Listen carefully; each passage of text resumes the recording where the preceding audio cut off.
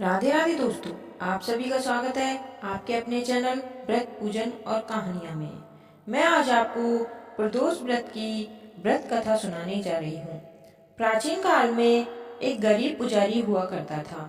उस पुजारी की मृत्यु के बाद उसकी विधवा पत्नी अपने भरण पोषण के लिए पुत्र को साथ लेकर भीख मांगती हुई शाम तक घर वापस आती थी।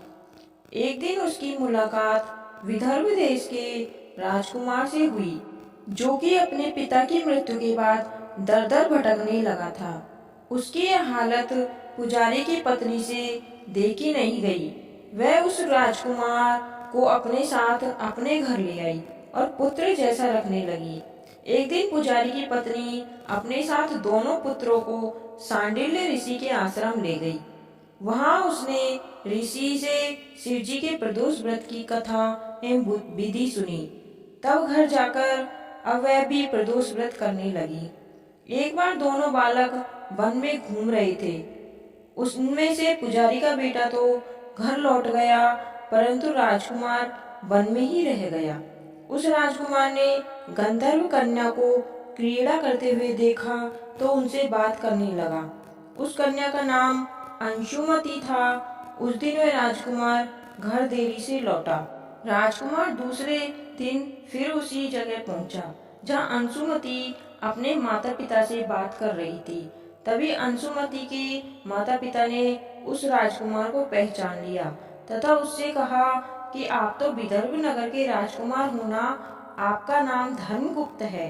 अंशुमति के माता पिता को वह राजकुमार पसंद आया और उन्होंने कहा कि शिव जी की कृपा से हम अपनी पुत्री का विवाह आपसे करना चाहते हैं।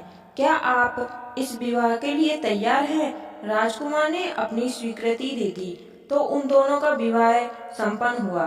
बाद में राजकुमार ने गंधर्व की विशाल सेना के साथ विदर्भ पर हमला किया और घमासान युद्ध कर विजय प्राप्त की तथा पत्नी के साथ राज्य करने लगा।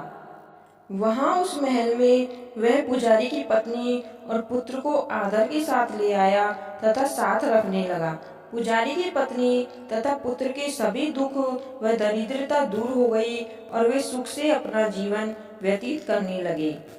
एक दिन अंशुमति ने राजकुमार से इन सभी बातों के पीछे का कारण और रहस्य पूछा। तब राजकुमार ने अंशुमति को अपने जीवन की पूरी बात बताई और साथ ही प्रदोष व्रत का महत्व और व्रत से प्राप्त फल से भी अवगत कराया। उसी दिन से प्रदोष व्रत की प्रतिष्ठा व महत्व बढ़ गया तथा मान्यता अनुसार लोग यह व्रत करने लगे। कई जगहों पर अपनी श्रद्धा के अनुसार स्त्री पुरुष दोनों ही यह व्रत करते हैं। इस व्रत को करने से मनुष्य के सभी कष्ट और पाप नष्ट होते हैं एवं मनुष्य को अभिष्ट की प्राप्ति होती है। हे भगवान, जैसे पुजारी की पत्नी और उसके बच्चे का दुख दूर किया, वैसे सभी का दुख दूर करना। कहानी सुनने वाले और सुनाने वाले सभी का भला हो, आपकी सभी मनोकामनाएं पूर्ण हो। अगर आपको यह कहानी अच्छी लगी हो तो आपके अपनों तक शेयर करें और चैनल को सब्सक्राइब अवश्य करें। धन्यवाद। आपका दिन शुभ हो।